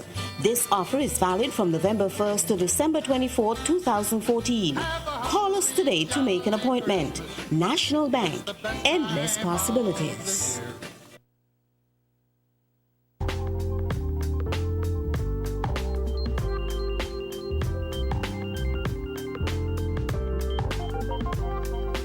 Okay, so we're back, and again, I mean, you know, I can tell you it's a robust discussion here in the studio during the breaks. This topic is evoking a lot of emotion, and that's what we expected, you know. And as I said, if we do have callers who still want to weigh in, we got a couple more minutes that you can join us.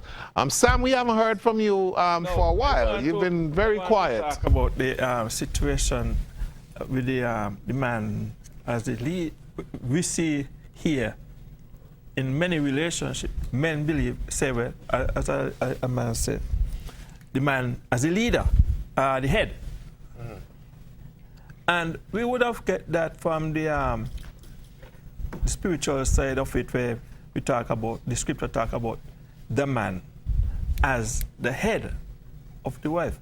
But there's something missing there because we now feel like we have taken it as because a man is a man, he automatically becomes the head over a woman. But when you look at the text here, when it says the man, he's talking about a marital relationship. So in the marital relationship, he's saying the man, as he was referring to Christ, the head of the church, the man, the head of the woman, and God the Father, the head of Christ, right?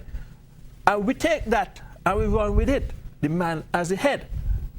But he was saying the man is the one who is responsible to God for the family. He is answerable. He is the responsible one. Now, a leader, as if the man were to be the leader, is supposed to take up the role as a leader.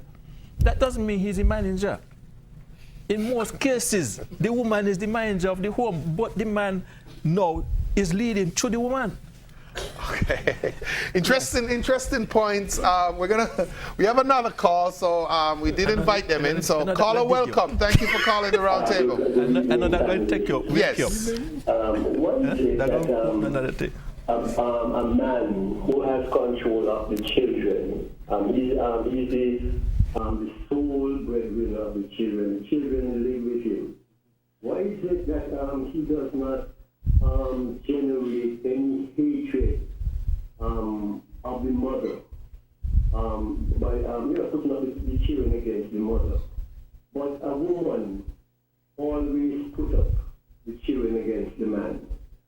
And if a man and a woman have a relationship and the man walks away, the emphasis is on generating hatred for the father. Oh, your father ain't no good. Oh, your father this. Oh, your father that. And so the child comes up, especially if it's a boy child, comes up not loving or respecting the father. And because the mother generates all that hatred, because hate begets hate.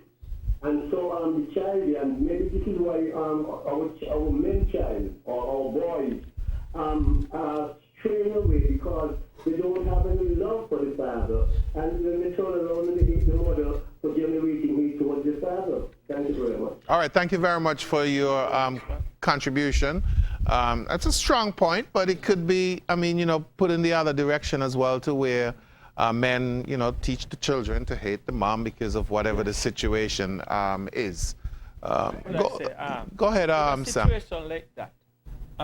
From experience, I have recognized that personal experience or what? Personal experience. Okay. Because being around, I am a person who in a lot of homes, I ain't everybody home. Are you in your home? We're not sure what that means, but we'll... Okay.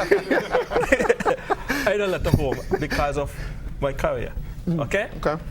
And I would talk with many different people because I ask questions, right? And so I talk to people. And one thing that I find out about the womankind, if the man do anything that she feel offended, she going to seek to offend him even worse than she been offended. And if he do something that she feel pleased about, she want to make him feel better than he make her feel. So the woman tend to react based on how she feel.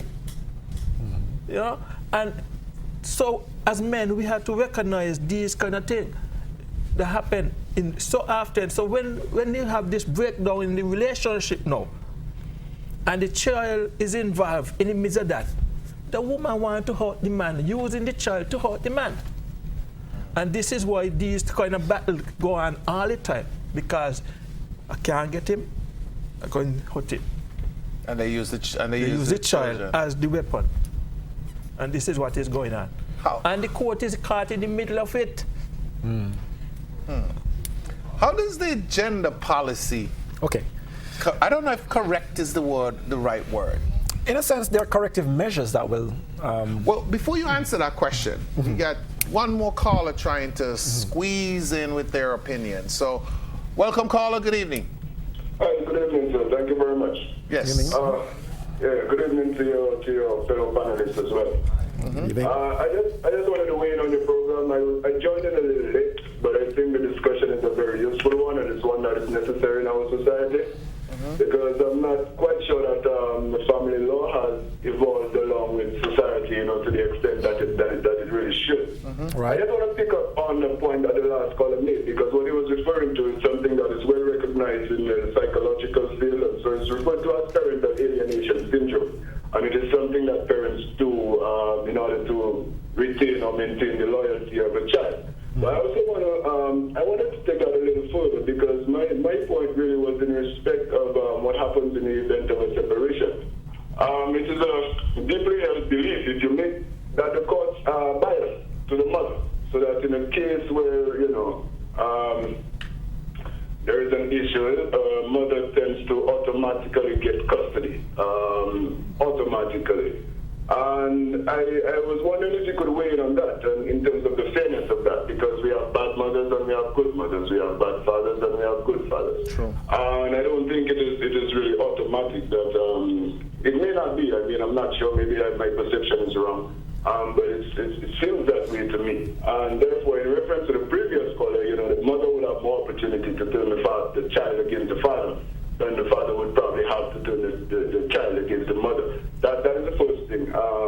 The other point, or the other issue I wanted to raise that probably get some reflection on is in respect of remedies when parents fail to comply with orders of the court. So typically, let's say you go to court, the father gets an order of maintenance, and the mother gets an access order. The child has the right to see the father has the right to see his child, and the father has to pay over some money to the father. The father has to pay over some money to the mother. If the father fails to pay that maintenance, he gets a warrant issued against him and he sits on the bench, and that's almost automatic, The mother fails in her obligation. The father can't see his child. There is almost nothing that you can do. You have to go back to the process to get your lawyer to write, and then you go to courts, and then it becomes a criminal matter. Okay, in that regard. So that you basically have to take the mother to court for whatever the charge is. I can't really remember right now. But it's a lengthy, drawn-out process in the case where a father cannot realizes his rights of access. But in the case where the maintenance is not paid, then that's easily dealt with. So I'm just wondering if I can get some reflection on that. I think the idea of bringing these issues out into the public is a very good idea. I really like the program, and I think you should continue. A very good night to all of you. Thank you for your contribution. So we have another caller trying to squeeze in, and we're going to make sure that we hear his or her opinion. Good evening, caller. Welcome. Okay. Well, that caller just didn't have enough patience to hold on, but we appreciate you trying to get in as well. So what we're going to do is we're going to start wrapping up. Do we have a break before? Well, okay, so we're going to take a break. We're going to hear from our sponsors, and then we're going to come back and address some of the, the last caller's concerns and questions. We'll be right back.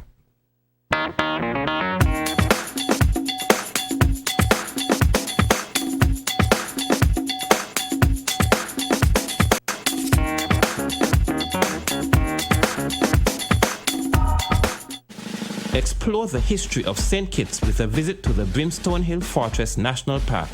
This 42-acre complex of fortifications has been designated a UNESCO World Heritage Site. Upon entering the fortress, you can choose to visit the gift shop and orientation center, where you can purchase unique, high-quality items at duty-free prices. Or you can look in on the Fort George Museum, which boasts a collection of military and other exhibits unrivaled in the Eastern Caribbean. The breathtaking view of Brimstone Hill includes the mountain range and a view of several other islands on a clear day, and of the Sandy Point Bay that the fortress once defended. Visit us and really experience the history of St. Kitts. This venue will also lend an indescribable ambience to your wedding or banquet. On Saturday, November 15th at 8 p.m., live from Carnival City, it's the 2014 Zellaizer Live Competition Superstar 10th Anniversary Finals. Witness the top 6 contestants, plus the defending champion, Kiana Hobson, to battle to become the 2014 10th Anniversary Competition Superstar. 2 rounds of intense competition, a group song featuring all 7 contestants, and our fabulous judges will entertain us with a group song to commemorate this milestone. Then the event moves into overdrive with performances from our very own Infamous. Everybody know ain't no place like home. Me no know about you, but me love St. Kitts bad.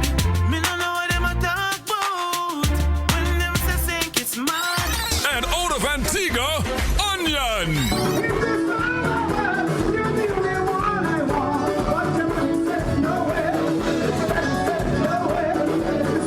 To cap off a very exciting season of the ZIZ Lime Competition Superstar Competition. Tickets are only $25 and $30 at the gate, and children under 12 pay $10. So get your tickets now and be a part of history. Giveaways and top-ups will be a part of the experience when you attend the grand finals at Carnival City on Saturday, November 15th at 8 p.m. Be a part of history as we take this opportunity to thank our fabulous sponsors, ZIZ and Lime, who is our title sponsor, Island Bakery, TDC, St. Kitts Bottling Company, Life Fitness Center, Mojo's Ice Cream, Chester's Chicken, Pam Court, and contributors Domino's, True Copper, Scasper, and Mary Bell. Don't you dare miss this exciting event. It's going to be crazy.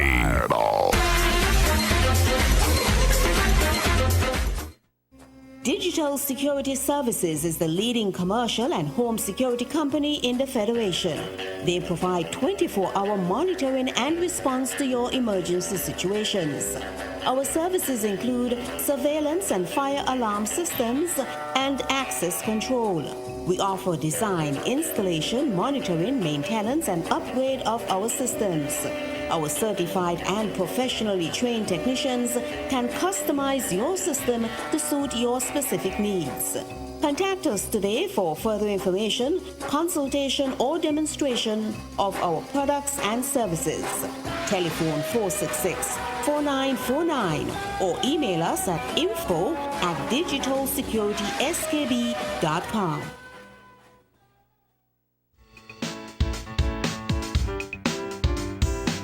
The knowledgeable, professional, and friendly staff of NCI help me find the solutions to secure my fleet of vehicles and, most importantly, my family. Let National make you and your family safe and secure.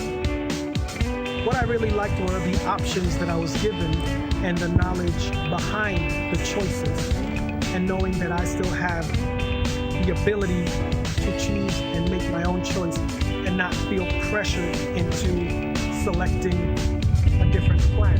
National Caribbean Insurance is fully committed to providing excellent customer service and a diverse range of insurance products and services. Come and experience insurance the NCI way. We serve, we protect, we satisfy. That's NCI.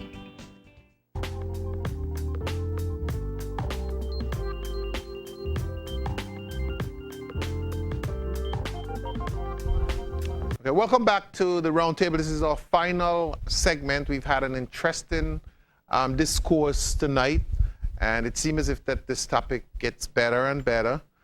So I'm sure this is something that we'll probably bring back in 2015, since our schedule has already been set for the rest of the year. Again, we want to thank all of you guys out there who've joined us tonight for this interesting discussion. Roosevelt, we're going to hear from you as we kind of, put this all together in one package that can take us to the gender policy in 2015. Well, my take on this is, as said earlier, equality between both men and women. I mean, the gender department have a lot of work on their hands to do. For the discussion tonight, it really stresses a lot on men and child support and child support issues. A lot of these things could be done out court. The fathers should really pay more attention to the children, really love your children, be there for them. It doesn't matter what happened between the mother and the father or what caused the relationship to end. Just remember it is your child, and you have to be there, to show support, show guidance for the child, because a lot of the children who lead astray are fatherless children, so to speak, children who don't have a father figure. The other part of it, with the disability section, I think the general public need to pay more attention and be more, more open-minded. Accept us who we are, don't discriminate, don't hate. One place in particular I like to go is at the movies. The movie has a handicap parking. When I started to go there, I used to park in the regular area, and then one day the person who work at the movies, Bernard, he come and he tell me, no, you're supposed to park here. We have a space for you. When they tell me that, I look at him and say, that's a handicap. He said, yes, and you're part of it. Now, I was thinking of people with wheelchair. And then he said, no, it's not people with wheelchair, it's just people with disability. Correct. You know, so a lot of the other business places could be like it. TDC have space up there, Hatsford, you know, and stuff like that. All in all, it was a good program, nice healthy discussion. You know, and these guys have a lot more input on the gender affair than me, which in alone a lot here tonight, and I'm very happy to be here and we look forward to do the next one again. All right, thank you very much, Roosevelt. And Naren, you are the youngster on the panel tonight, so. Unmarried one. All right, your wrap for the program. Well, I want to wrap up by basically encouraging all the young men out there, the young fathers who are still interested in having their children in their life, to not give up the fight, to spend time, quality time with your children. The policies come in, there are people who are out there who know what you're going through, who are experiencing what you're going through. We don't want you to give up on your children. It is important that fathers play a role in their children's life, and we don't want you guys to lose hope at all, because children need their daddies as much as they need their mommies. All right, thank you very much, Naren. And to the historian over here. I would say, if I was to talk to men today, I would say to you, young men especially, young men, when you're looking for a partner, don't look for a sex partner, look for a life partner. Because a sex partner always leave you with trouble. Okay. A lot of trouble. You're waiting until the end of the program to open a can of worms. Okay, so Troy, let's see how you come back. Okay, well, one of the unfortunate truths that we need to acknowledge is that the poor relationship between men and women is as a result of the sour relationship that we have. It is unfortunate that we spend a lot of time talking about child support and things of the sort, but it magnifies the fact that there's some discord between our men and our women, and in most cases it has to do with a sour relationship and the care for the nation's children. It is not just the mother and the father. Now, in terms of the national gender policy, one of the things that we want to do is to ensure that when we develop this policy and implement this policy, is that it promotes equal sharing. Equal sharing in terms of access, equal sharing of the resources, equal sharing in the policy development, the decision making, and in leadership.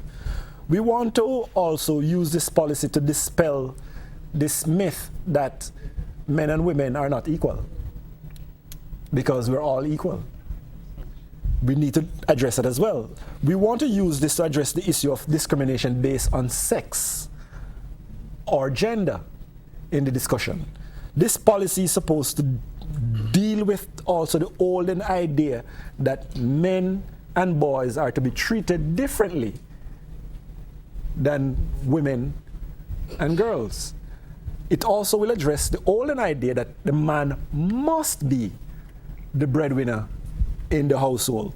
Last but not least, we want to emphasize the need for confidentiality, respect, and sensitivity when discussing men's issues.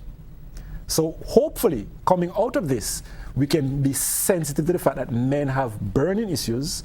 We are diverse as men, but we need our issues addressed and to be addressed in a confidential manner. We do not come in the open and talk in the same way women would, but we want to know that our issues are addressed. Thank you very much for having me, and the Department of Gender Affairs thank you and the whole staff of ZIZ for having us on the program and the able panelists sharing with you this evening. Okay, one of the things that became interested in when doing some research on this topic is taking gender concerns into account when designing and implementing population and development programs. Therefore, is important for two reasons. First, the differences, of course, between the roles of men and women, and secondly, there's a systemic inequality between men and women, and that's what the gender policy hopes to address. This concludes another edition of the Roundtable. I'm hopeful that our discourse tonight has generated the kind of interest needed to move the gender policy deliberations in a positive direction, or more positive direction. Again, I say special thanks to our sponsors, that's St. Kitts Nevis and Anguilla National Bank, National Caribbean Insurance, and Digital Security Services. Thanks for joining us, and we'll see you on the next Roundtable.